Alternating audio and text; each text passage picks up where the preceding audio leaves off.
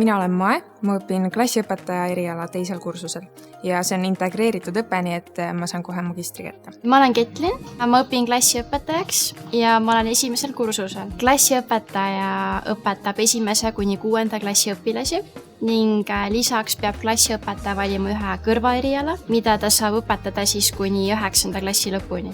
Ma valisin klassiõpetaja eriala, sest mulle meeldib näha, kuidas kui ma õpetan, siis õpilasel on sellest reaalselt kasu ja kui ma näen seda rõõmu selle lapse silmis, siis see annab mulle endale energiat tagasi.